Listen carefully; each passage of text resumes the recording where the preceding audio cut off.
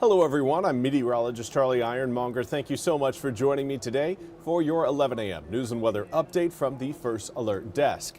Now we've got news out of Craven County where a man is now facing two theft charges. On October 9th, the Craven County Sheriff's Office says they got a report of a theft on Highway 17 in Vanceboro. An investigation led deputies to the suspect, 37-year-old Philip Sheeran. Deputies say that they also identified Sheeran as the suspect in another theft that was reported on September 29th on Mile Road near Vanceboro. Now, Sheeran was driving a 2012 black Nissan Altima to commit the crimes and was found to have sold the items he stole to metal recycling facilities, according to deputies. Now, according to court documents, Sheeran stole various metals, 50 mower blades, a mini refrigerator, and a generator. Investigators located and arrested Sheeran on Monday. He was charged with 2 counts of larceny and felony obtaining property by false pretense. Sheeran is being held in the Craven County Detention Center. His bond will be set later today. In other news, we want to turn our attention to an event that's happening at Carolina East in New Bern. It will hold its 11th annual Pregnancy and Infant Loss Bereavement Ceremony coming up tonight.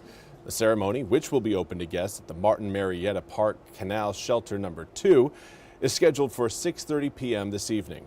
The annual event memorializes and remembers the lives of babies lost to miscarriage, stillbirth, and other causes. With October being National Pregnancy and Infant Loss Awareness Month, the event also promotes awareness and provides resources to the community to support families that have experienced child loss. Carolina East Pregnancy and Infant Loss Bereavement Committee supports families throughout the year with efforts like Mother's Day cards, handmade Christmas ornaments, and a safe space to talk whenever needed. Guests are encouraged to RSVP to ensure their baby's name is said during the ceremony. You can find a link on our website, WITN.com. And tonight's ceremony will also be live streamed on Facebook, which again, that link can also be found on our website. And now we turn to your weather forecast. I know there's probably more than just a few of you out there who are wondering, where's the sunshine? Where is it? Why isn't it here yet? I am one of those people. Here's a look at what we've got right now across eastern North Carolina. And yeah, there's still clouds across the east, but that's it. It's clouds just over eastern North Carolina. But take a look towards Norfolk. Right now, again, they're kind of on the edge of that cloud cover, and those clouds, again, are going to continue to sink southward. So we will start to see more clearing for areas along and west of Highway 17. But for now, again, we'll zoom the picture in a little bit closer. Oh, well, nope, I guess we'll go to Goldsboro. And again, right now, looking at gray skies. Goldsboro is actually going to be one of those areas that breaks out into the sunshine before any of its eastern neighbors.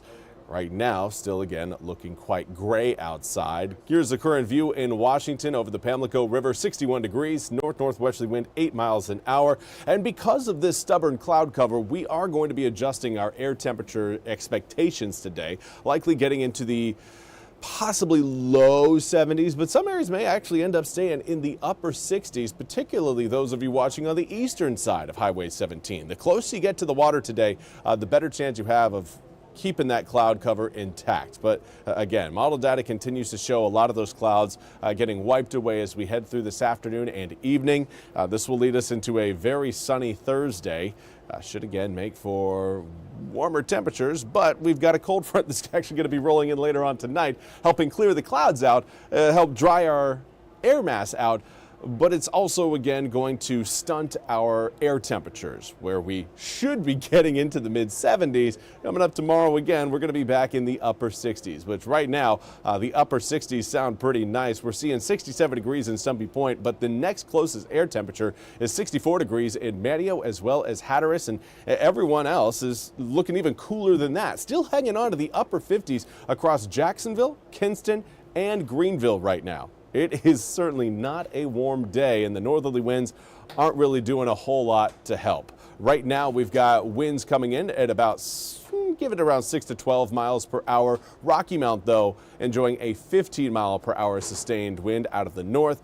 We've got 13-mile-an-hour sustained winds in Roanoke Rapids, Kenansville, and Beaufort.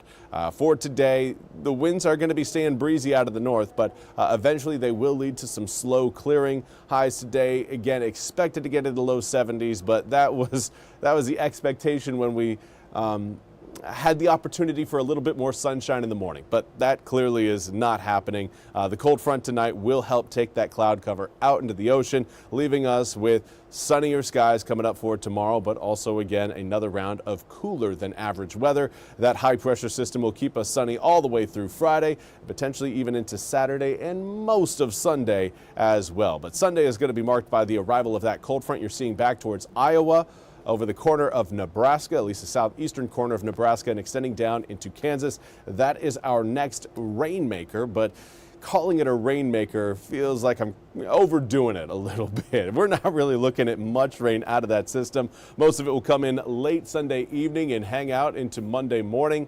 Looking at broken rain showers, light raindrops, spotty showers, nothing again that's going to, I don't want to say it will help our drought conditions, but it certainly won't solve those problems. We are still multiple rounds of rain away from getting back to normal. But hey, every drop that falls counts. 74 degrees on Saturday, 79 on Sunday, and then we will cool down after Sunday night's cold front rolls through, dropping us back down into the low 70s for the following Monday and Tuesday. That's all we have time for today's 11 a.m. news and weather update from the First Alert Desk. I want to thank you all so much for joining me.